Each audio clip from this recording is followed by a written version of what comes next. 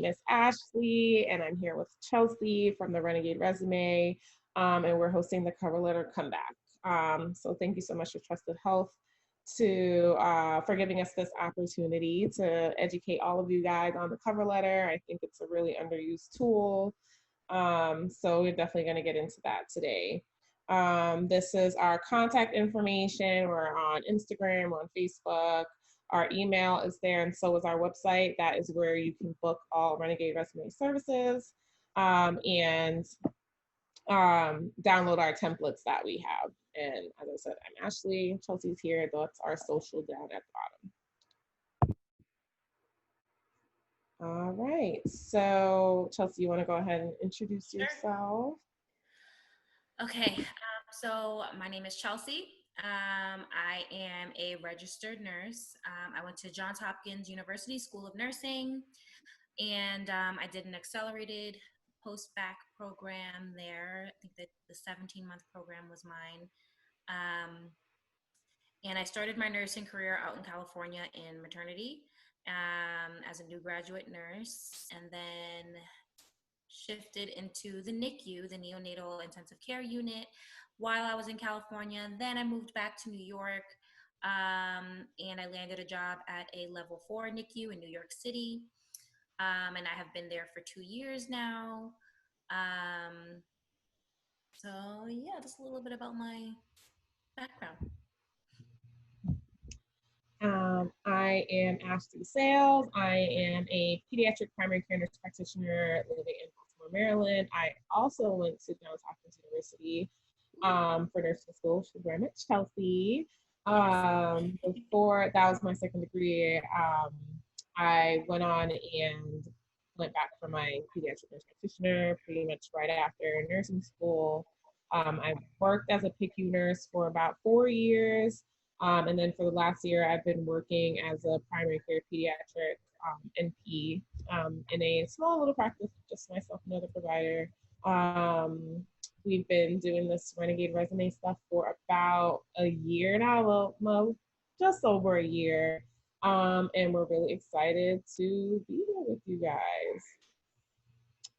All right, so, okay.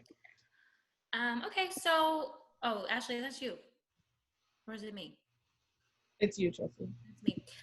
So just to give you guys a little overview of the services that we offer, the Renegade Resume is a career preparation service company, and we cater to all nurses of all skill levels. So CNAs, RNs, LPNs, LVNs, NPs, CRNAs, anything you name it, we do it, and we can definitely help you guys out.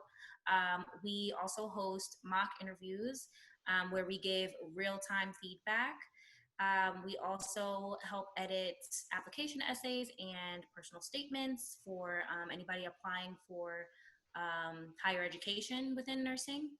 And then we have tons of resume and cover letter templates available for purchase, where we literally tell you step by step how to create your resume from scratch. And then we also offer nursing advice and mentor services. And again, you see our names here and our credentials over here. So yeah, that's a little bit about what the Renegade Resume has to offer. All right, so jumping right in. So first question, what is a cover letter and what can it do for me? So we all kind of familiar with what, a cover letter is. We've heard about them, but I don't think we're all that familiar as, majority as to what it can really do for us. So of course, a letter is something you send when you're trying to explain the reason for it, so you're just like, hey, this is why I'm, applying to this job. This is why I'm here. A cover letter is what gives you more information about the applicant specifically and accompanies the resume. So what does the resume really say about someone? It's as us as nurses, I always use the analogy of like subjective data and objective data. So your objective data is your resume, right? It's everything that's on there is fact. It's this is what I did, this is when I did it, this is what I did there. And your cover letter is your subjective data, where you're like, okay, this is what I did, but this is my interpretation of what I did and what that means about me, So it's usually a nice compliment to the resume. And though they aren't required, we do usually recommend that you submit one. And we'll definitely get into why we recommend that throughout this webinar. So now that you kind of know what cover letter is and what it can do for you, then you can talk about when should you submit a cover letter and why. Our kind of go-to is all the time. There's never a time that you really shouldn't be submitting a cover letter. If it's an option there, then you can definitely submit it. It's really useful in nursing, and I think very underrated in nursing, especially for new graduates and nurses changing specialties, and even experienced nurses. With new graduate nurses, a lot of times you're coming out of the bat with the same exact credentials as all of your competition when it comes to getting a position. So how do you set yourself apart when you all have the same clinical rotations? You've all, have a great GPA. You all haven't had experience in healthcare before. You're all brand new nurses. So how do you set yourself apart? Sometimes you may have some extracurriculars, or you may have some other, work experience that may be relevant, but for the most part, you may need to talk more about why you are great for that specific job in a cover letter. So you want to help set yourself apart. And that's what a cover letter will really help you do, that sometimes you can't accomplish in a resume. As far as other uses of a cover letter, like other reasons why you'd want to submit one, is to explain gaps in employment, or something as much as having to explain why you were let go from a previous position, if that's something that you have experienced in your career. Sometimes you'll see there'll be obvious gaps in your resume. Say you had a child, you stopped working for 3 years, decided to get back into it, or something like that, maybe taking care of a family member.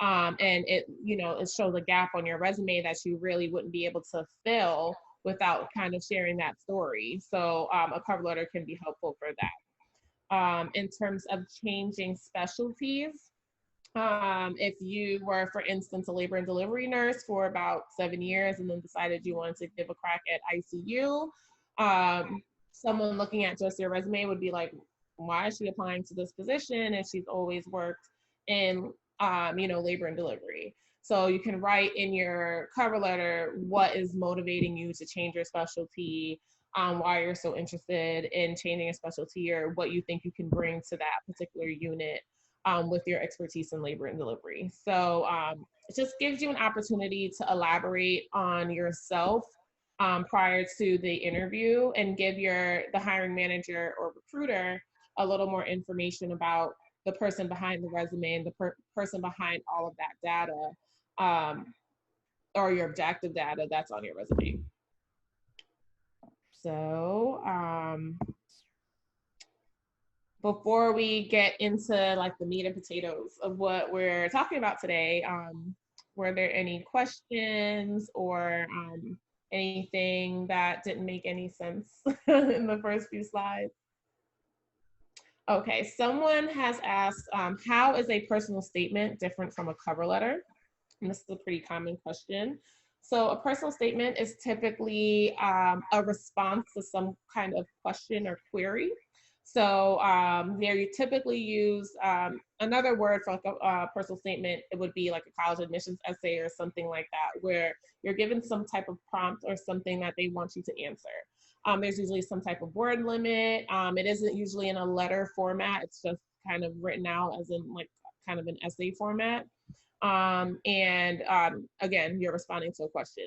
A cover letter is where you are drafting your own letter that is addressed to the hiring manager, nurse recruiter, you know, whoever you networked with that is offering you the position, or, you know, possibly offering you the position. And you would say, this is why I'm so great for this position, and this is why I think this position is so great for me. So they're very similar, but they're a little different. So if something is usually you only submit a personal statement. I would say you definitely only submit a personal statement if it's asked of you. A cover letter may not be asked of you. Okay. Should you still include a personal statement on a resume if you are including a resume? I think Lindsay's talking about an objective statement on resumes.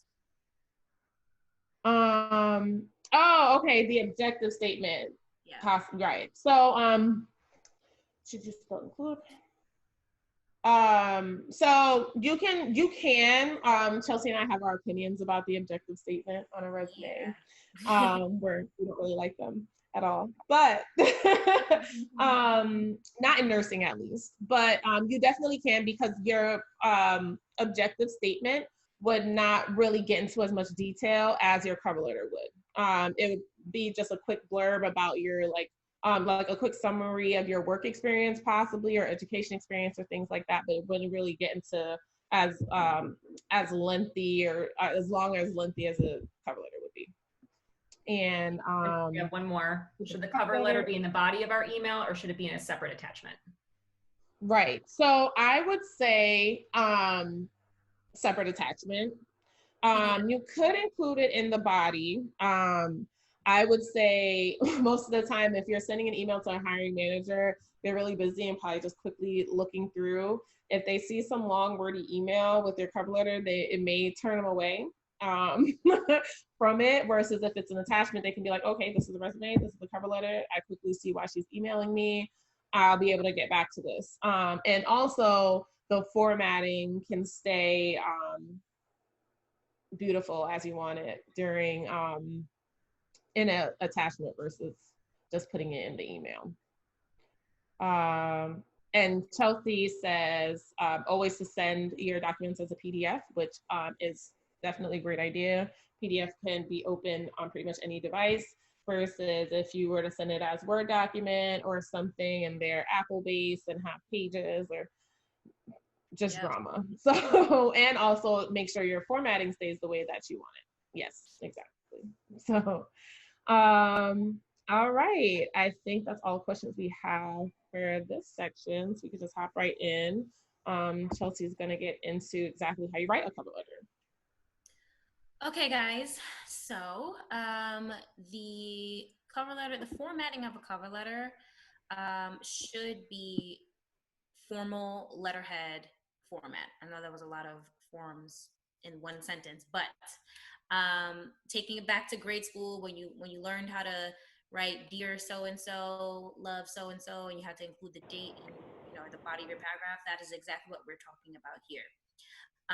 So at the very top of the page, most likely on the right-hand side of the page, you should have your full name, address, your phone number, and your email, followed by the date underneath that on the left-hand side of the page. And then underneath that, you should have the employer's or the institution's full name and mailing address. Here you want to stay away from like nicknames of the institution. So a lot of times, so for example, if you work at CHONY, which stands for Children's Hospital of New York, but the real name is Morgan Stanley Children's Hospital, you want to put Morgan Stanley Children's Hospital. You don't want to put CHONY on there. So do the full name of the institution or the employer of which you are applying for, and then include the mailing address. And then underneath that, you want to put "Dear either hiring manager, nurse recruiter." I always like to just say "to whom it may concern," but either of those are totally fine. And then you get into the body of your cover letter, your introduction paragraph, and then maybe one or two body paragraphs, and then your conclusion paragraph. You should have no more than like 5 paragraphs, 4 to 5 paragraphs within your cover letter. And then again, you end with your closing sincerely, with care, with guards, respectfully. And then you put your name. And again, your cover letter should not exceed 1 page. Personal statement usually is when you can gonna go over 1 page if they don't have a word count, but your cover letter should definitely never exceed 1 page.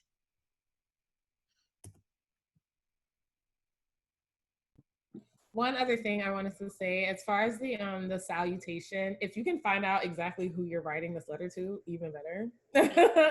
So sometimes you may have met someone at a networking event, got an email or something. If you can do the research and find out exactly who is going to be reading it, that's even better.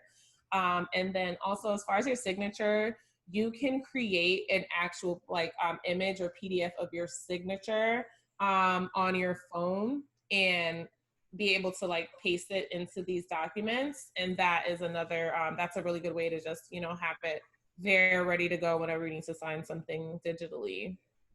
Okay, did you want to do the question? Sorry, go ahead. Yeah. So in terms of the letterhead format, it seems like adding your entire name, address, email, phone number, and the employers, it seems to take up like a lot of space. Do you recommend that you kind of do it like resume style at the top, or can you just put your name and your address, because you'll add the email and phone number in the end? Because at the end I'll put you can reach me at my phone number and email. Right. Yeah, so you should be doing things, it should definitely be single space. It'll only take up a couple of lines. And then, you can kind of play around with the font sizing if you feel like it's taking up that much space, but I wouldn't go too small, no smaller than font size, maybe 10. If you sometimes if you put your phone number and email all the way at the bottom, I don't know, I would lean more towards putting it at the top, just so that it's easy to find and it's right there, as opposed to somebody having to dig through all the way and scroll through all the way at the bottom. People are lazy, so you want to make things easy for them. So there's that, but it really shouldn't take up terribly too much space, especially if you're using single spacing. Something I'd also say is you can put it in the header of the document. So instead of it being in the actual body, and that usually helps to truncate it. Once we're kind of a little bit more into this, I'll show you guys what my cover letter looks like, and shows you how I put the address and everything. So it kind of helps put a little perspective. Yeah, you can also play around with the margins as well. You can make the margins a little bit narrower. And that's a little pro tip that I usually kind of go towards. One question that did come in: how do you feel about bullet points within the cover letter? No. That's a strong no for me. It should be paragraph form. Your resume is going to be full of bullets, and that's where bullets belong. But this is more of your narrative, Ashley was saying, your subjective data.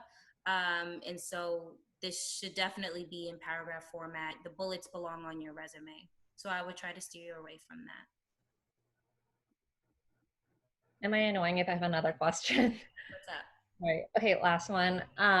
So you said for the salutation, dear hiring manager or the nurse recruiter, I have both of their names. Originally, I made my cover letter to the hiring manager specific to the unit that I want to be on, but then my school, who has a relationship with the hospital, the nurse recruiter emailed our director, and I have his name, and it seems like he'll be the one initially screening our applications. So should I still put dear, the nurse recruiter's name, or dear the hiring manager of the unit that I want to end up on?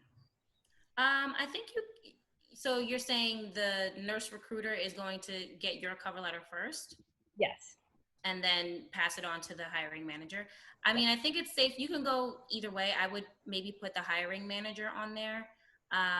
You could also, if it doesn't take up, if the names aren't too long, you can do the hiring manager's names and the human resource person or the nurse recruiter. But if you want to just put one name, I would maybe just put the hiring manager's name. Okay. Thank you. They're the one that's going to be making the decision in the end. So not the nurse recruiter. They kind of like screen through people. Okay. So maybe I would address it to the hiring manager. Okay. Thank you. Mm-hmm. Oh, sorry. There you go. Alrighty. So again, we've already said, just to reiterate, formal letter format always. If you decide to use color on your resume or your cover letter, just make sure that they match, so that people can kind of pair them together and kind of have them in mind when they see your cover letter. You don't want to have like green on one and orange on the other one. Just choose one and stick to it. The font should be the same. And moving into the body of your cover letter, you want to introduce yourself. You want to talk about things like when you graduated, especially if you're a new grad, or your anticipated graduation date. If you are an experienced nurse, you can just say where you went to school, when you graduated, and then you can talk about your credentials. If you have any certifications, you can talk about that there.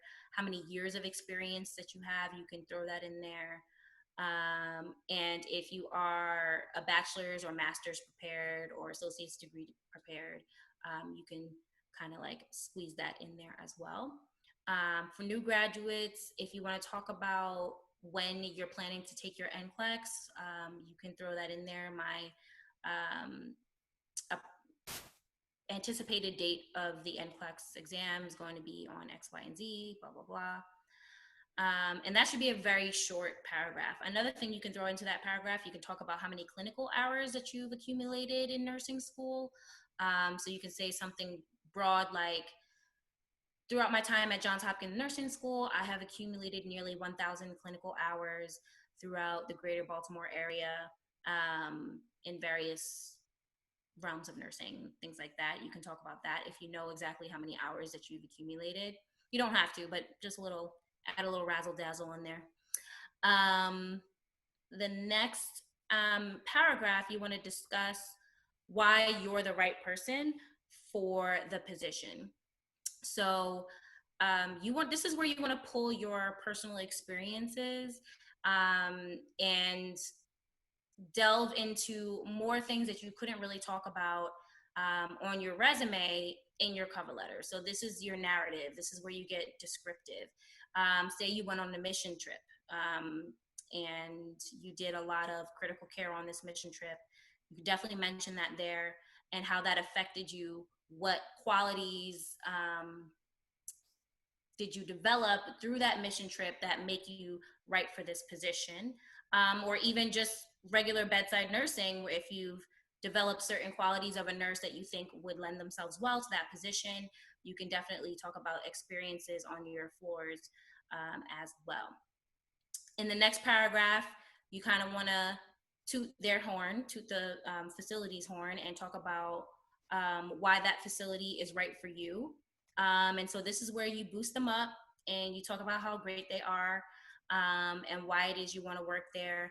I would say definitely look up the hospital's mission statement. Sometimes you can throw in some of their core values into the cover letter and how that aligns with your core values. And this is your time to impress them. So, and then let's see. At the end, you want to summarize the letter. This should really be one of the shorter paragraphs. Your first and your last paragraph should be really short. You want to thank them for taking the consideration and reading your cover letter. And then again, if you want to add your contact information again at the bottom, you can as well here.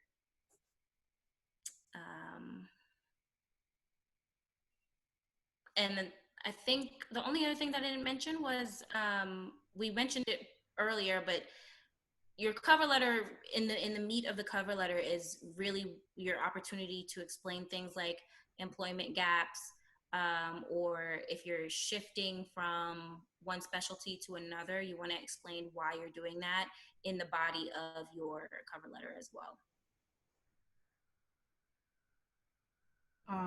One question that came up while you were chatting, Chelsea, how do you recommend addressing the salutation for a travel nurse position? And I would recommend just to whom it may concern, because it goes to so many different people.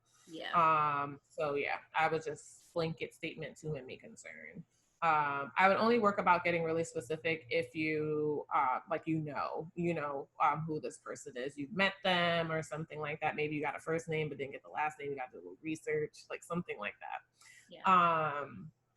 But and also, if you're going to be explaining something about your work history, gap in employment, something like that in your cover letter, it could be in that why you're right for the position paragraph. So it's like a paragraph where you're kind of talking about you. So you can say, while X, Y, and Z may have happened, I believe that I am great for this because blah, blah, blah, So that's where you would put that kind of information. So yeah. One more quick question. What's an example of a good transition to start describing a gap in work history? That's a good one. Do you have an idea, Chelsea? I think it depends on what exactly you have the gap for. So I guess one of the ones that comes to the top of my mind is if you have a child and you decide to take off work for a few years to focus on raising the child. You can just be honest and upfront about it.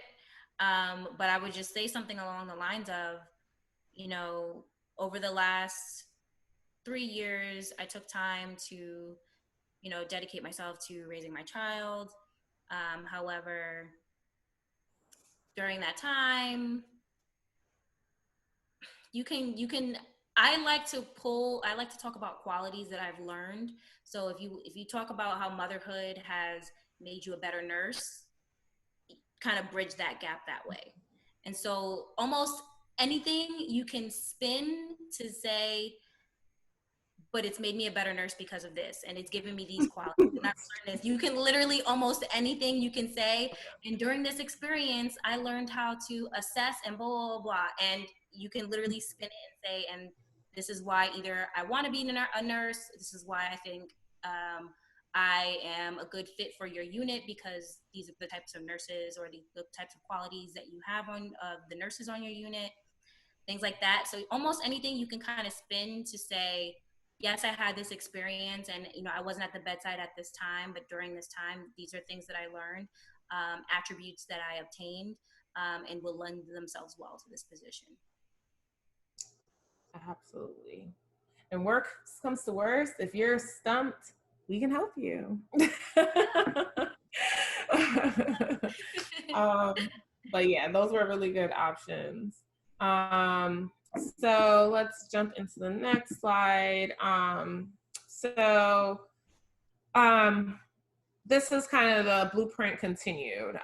If you're not sure who will be reading the letter, we already kind of talked about this. You address it to hiring manager, to whom it may concern for travel positions. Or you can also do hiring manager for travel positions too, because it's typically the nurse manager that's going to be selecting you. Don't be afraid to talk about yourself. So that's what we were saying with this being the subjective data. Definitely talk about all the great things that you've done. If you have this really good volunteer experience that you did that you feel like really impacted you, if you had a really great clinical experience, you were in the best labor and delivery unit in your area, and that's what you want to do, and you want to talk about that. Things like that. Something in your personal life that brought you to nursing or that particular type of nursing. What you want to do is help the reader figure out who you are as a person aside from what your credentials are, what you've accomplished, what your achievements are. Like, who are you? Are you the type of person that we think would work well on this unit, Then you want to also talk about how much you want that job. So of course you really want the job, but that's why you put eloquently, of course, no desperation that I will die if I don't get this job. You want them to know that you are very committed to this job. One of the things that I learned throughout my nursing career, there were a couple of times I was on a hiring committee where we kind of went through a lot of resumes and things, and I learned how nurse managers really look at resumes from their perspective.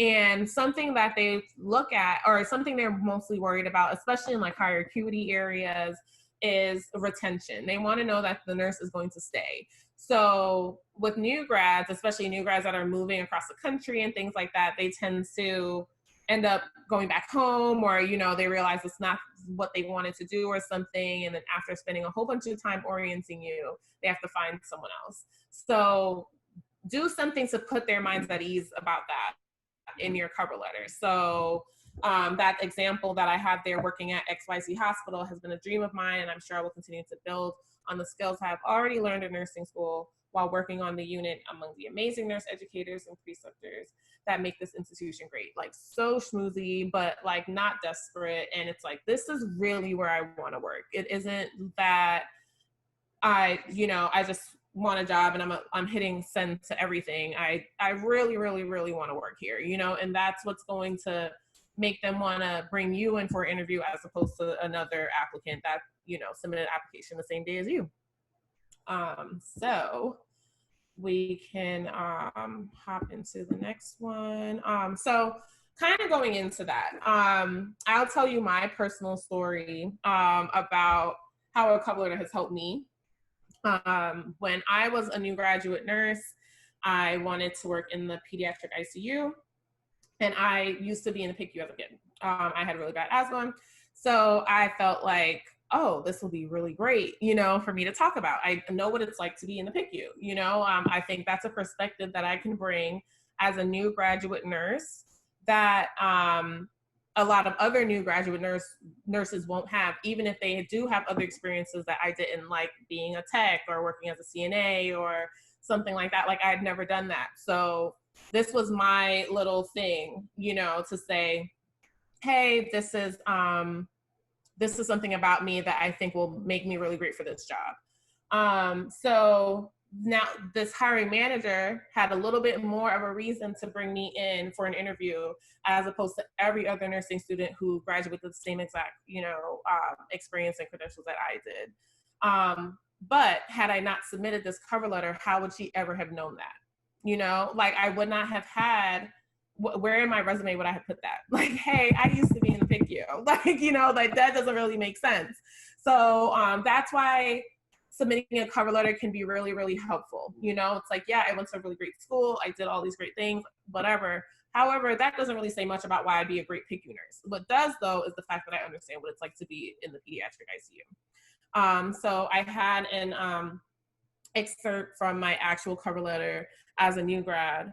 That's right there. As a previous PICU patient myself, battling severe asthma, I have a unique understanding of what my patients are experiencing, and thus can offer empathy and oh, sorry, there's a typo there, and enhanced patient care experience in a way many of my peers may not be able to.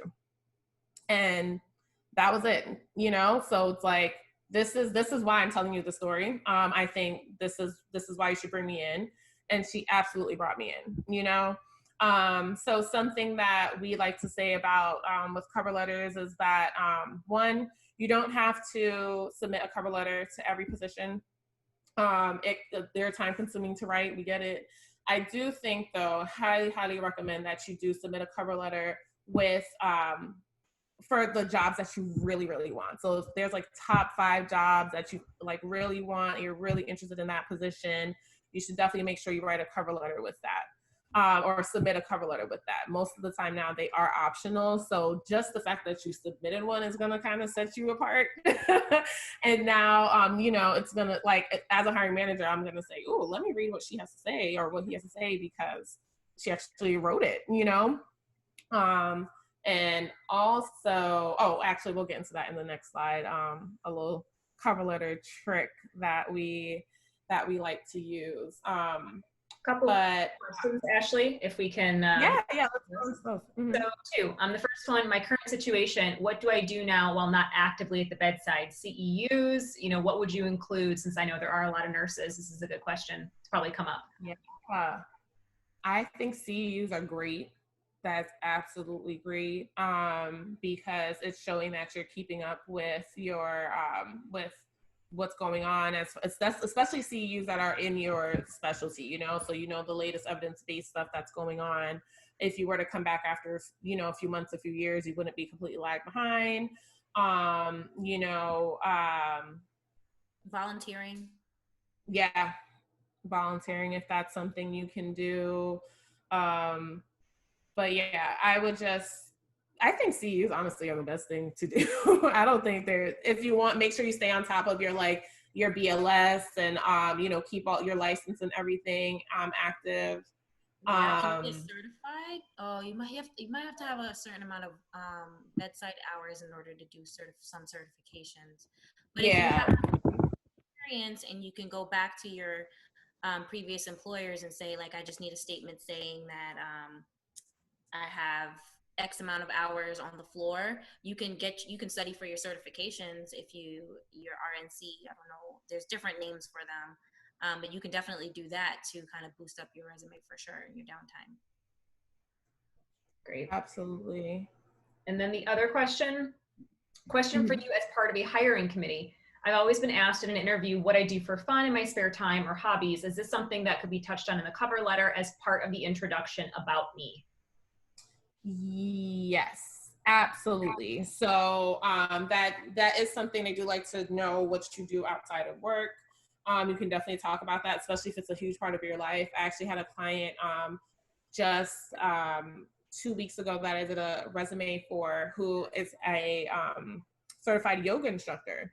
And we were kind of talking about how that relates to her, wanting to get into dermatology and P, which really didn't, we really didn't. But I was like, what, that's a great accomplishment to do all those hours of yoga. Like, you should definitely include it, and you can talk about that and talk about how it's taught you patience, like, something. But yeah, you can definitely talk about that in a cover letter. Definitely appropriate to talk about in a cover letter, especially if it's a huge part of your life. I'm just gonna say, if you're gonna mention it, connect it back to nursing. Why is it relevant? Like, you don't want to just say, I love to walk my dog on my days off, and then like nothing relatable to nursing or why you're applying to that job after that. Like, you always want to tie it back to nursing. Like, why are you mentioning it? So that yoga instructor, she obviously is going to be equipped with relaxation skills. So you throw in, my non-pharmacological pain intervention skills are thebomb.com. Obviously don't word it like that, but that is how you connect the two, and make yourself a little bit more marketable in your cover letter. So you can definitely mention things like that, but just always tie it back to nursing. Make sure everything that you are mentioning is relevant to exactly what you're addressing in the letter. Absolutely. A few more quick ones if we have maybe a minute to answer both. What CEUs would be good to have? I know we kind of touched on that a little bit, where if it's in your discipline or your specialty, obviously those are important, but is there anything else that you would either recommend to get on when it comes to CEUs right now?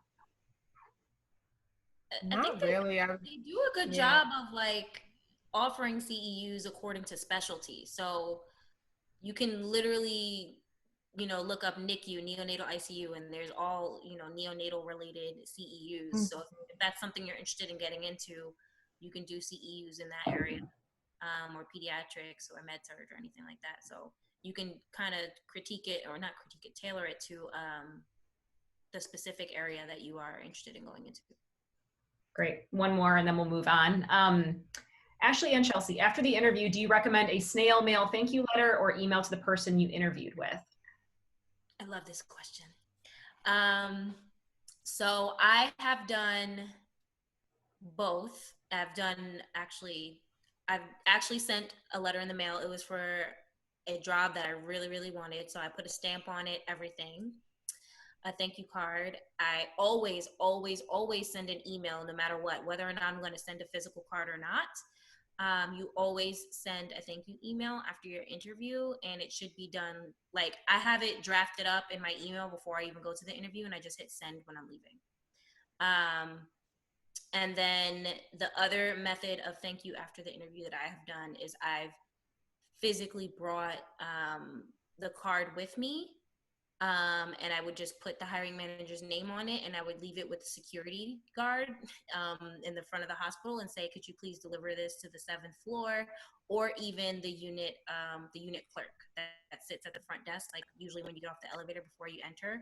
I've done security, I've done the unit clerk, I've done mail, and I always, always, always send an email baseline. That's always. But if you want to be above and beyond, you do one of those extra little things. Yep, I agree. All right, let's hop into these last few slides. So Chelsea, this is you. Yeah. So quick do's and don'ts of cover letters. So you can definitely type up one really good, solid cover letter and use it for multiple positions, especially if you're applying for all positions within the same specialty.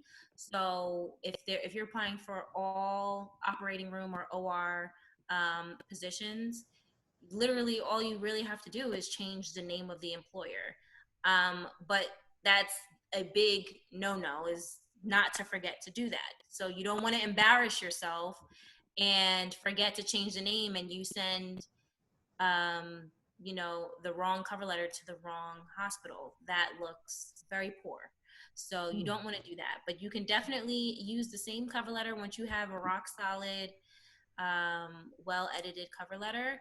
You can just change the name of the employers, and you don't have to keep reinventing the wheel. We want to work smarter, not harder.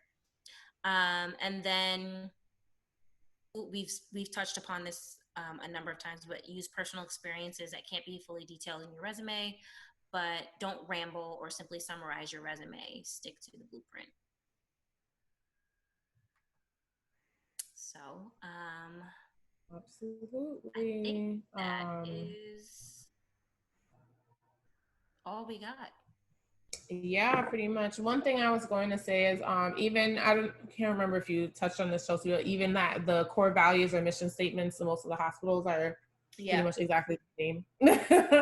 So there's always something about diversity. There's always something about patient or family-centered care. There's always something about innovation. There's always something about interdisciplinary partnership working. I mean, it is the same. They are just whatever their verbiage is, but it's the same concept at every hospital in the United States.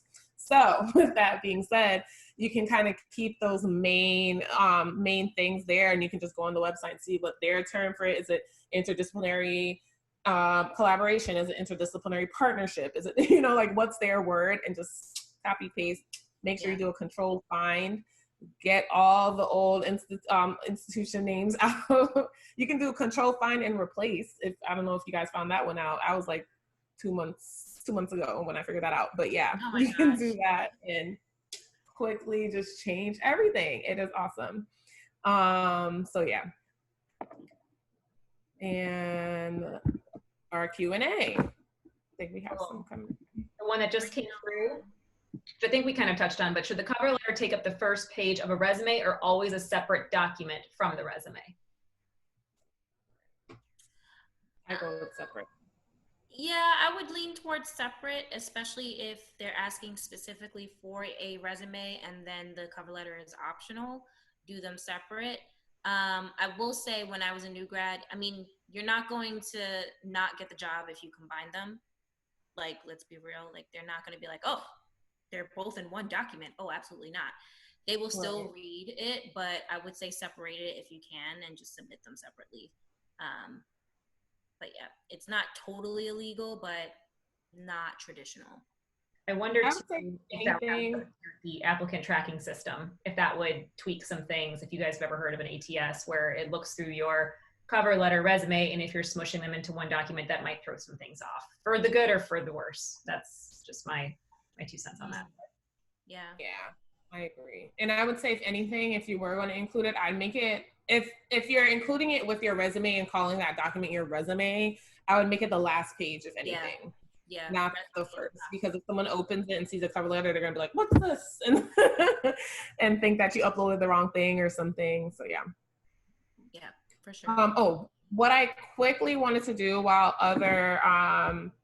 some other questions are coming in. So I promised to show you guys how I formatted my cover letter. So let me see if this works on the slide. Does this still work? No, it's not gonna work. Hold on. I think I might have to get out of this.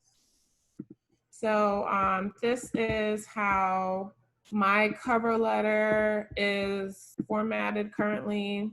So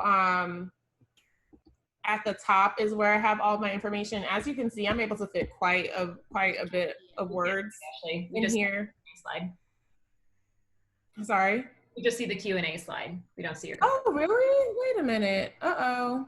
So you might have Let's to share see. the actual frame. Yeah, let me, sorry. Okay, stop share and just frame. Here we go. I think this is it. Share. Sorry, friends. Thank you for letting me know. There you go. You're good.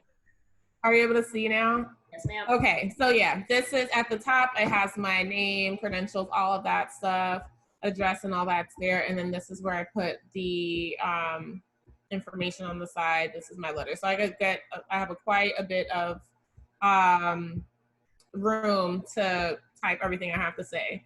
And then this is what my resume looks like, where at the top it's the same exact formatting, more or less, than as the cover letter. So it's kind of cohesive. It brings together that this is the same person that's sending you both of these things. Okay. So yeah, that was pretty much what I was talking about. Somebody asked about submitting PDF cover letters again. So it says, random question, but when you're submitting your resume and cover letter through an online application, should it be a Word document or PDF? Some systems use ATS, but does that apply for your resume and cover letter as well? So I would say always, if you can upload it in a PDF format, upload it in a PDF format. If it's not compatible with PDF, then you go with your Word document. But if you can do PDF, and what's the other one?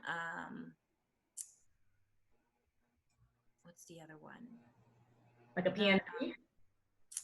Like that, or why am I drawing a blank? Like a not a GIF, like an image. A JPEG? JPEG, yeah. Yeah, I know. Yeah, like a picture. Yes. Yeah. I would do that. But if none of those are options, PDF or JPEG, then your Word document should be submitted, and then just make sure you save the Word doc in compatibility mode and upload it with the compatibility setting on there. Because what you don't want is you got your nice fancy 2020 Microsoft Office, you save your document, and somebody from 1992 has their Microsoft Office on their desktop at somebody's old office building somewhere, and they can't open it because Microsoft 2020 is incompatible with 1992.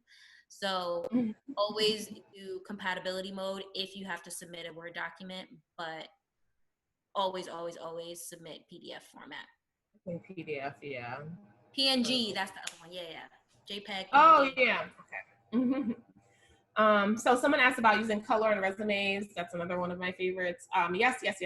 As you can see, I had some color on mine. And honestly, that's a little bit toned down from what it used to be.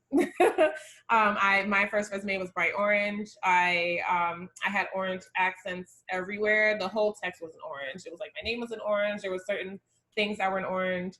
And I will tell you right now, every time I walked in an interview, someone always said, "Oh, you're the one with the orange resume." And it was like, "Oh, you remember me." So it's like, they're like, "Yeah, you had a really impressive resume, but I remember it was orange." And I'm like, "Yep, sure was. That's me. I'm happy you remember me in your pool of 500 applicants, So definitely use a little color. Don't make everything highlight or neon, but nothing wrong with using a little color. Great. And and speaking of color, I was that person that's like super old school. I was like, oh, absolutely not. It needs to be black and white. No. And as I've gone on to edit more resumes, like people will still get a job if you have color on your resume. You can still get a job as long as it's not highlighter yellow, hot pink, and your entire resume is that color. What you can do if you do want to be add a little razzle dazzle, you can buy really nice resume paper that might has like a hint of color to it, and you can print your resume on resume paper. You can always, I always say, if you are questionable about whether or not the color is going to steer people away from your application, you can always submit it in grayscale. So when in doubt, just submit it in black and white. It's no big deal. It's really no big deal at all. If you know that your institution is kind of up and with it and they're like happening and hip with the times, it's probably safe to submit the color resume. But if you know it's kind of old school and they're kind of stuck in the past, go ahead and do the black and white and get your job. Absolutely. Got two more, yeah. Ashley. When with traveling, so travel nursing, do you send a cover letter to the institutions your recruiter is applying you to separately? I actually never sent a cover letter when I was travel nursing.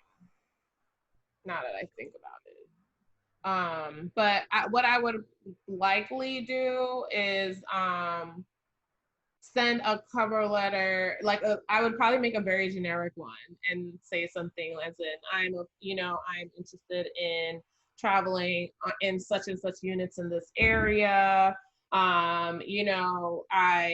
This is my experience. This is why I think I'd be a good, addition to your team in this interim period. I think, because the idea with travel nursing is that you're not going to be staying there, and you kind of don't really care where you work, or you wouldn't be traveling, you would be applying for a staff position there. So you don't necessarily need to, kind of schmooze them up. They really only care about what your experience is, if you know their charting system, and if you can work well with people, pick things up quickly, things like that. So if you're going to submit one, I've never had an issue getting a position without one. If you are going to submit one, I'd probably just do something very generic. I think it's safe to leave the employer off of the cover letter for a travel nurse cover letter. I think it's safe to leave the address and stuff like that and the name of it, and just do to whom it may concern. And right.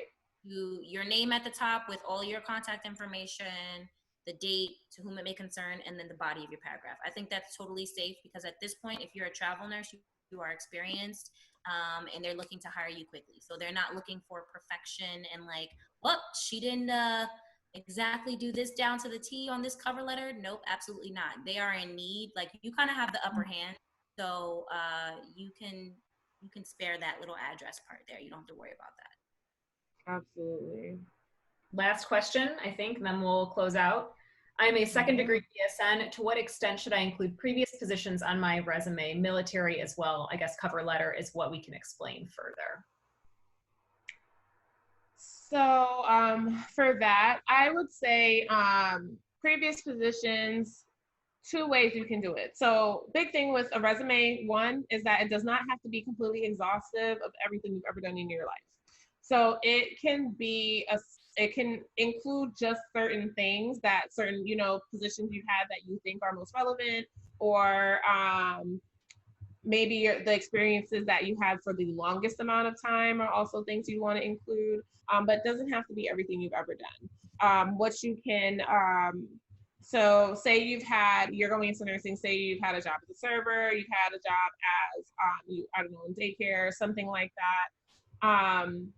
You can talk about those experiences, since those are kind of caregiving roles such as nursing, or if you were even a principal for 15 years, that's something you did for a long amount of time of your life. So you can talk about the different leadership roles you've taken in those arenas, but it does not have to be everything.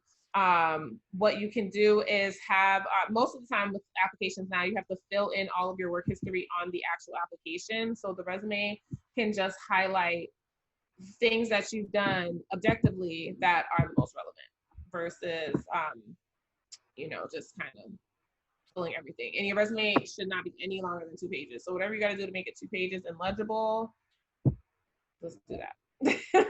No one wants to read a Bible. So want to say thank you. Thank you guys. Yes, thank you for tuning in, y'all. This was so great. Really excited that you had that you guys were able to come in, had such great questions. This is all of our nice Instagram information. So come find us, follow us. We have a great promo code for you guys. It is trusted, all caps, for 15% off any templates at our website, therenegaderesume.com. We really appreciate you guys being here with us, and we hope you guys have a great rest of your summer and stay safe. Thank you, Ashley. Thank you, Chelsea. Thank you all for joining us, and keep an eye out for lots of virtual events coming up. Career, lifestyle, everything that y'all need to be an amazing nurse that you are. Love it. All right. Good night, y'all. Bye.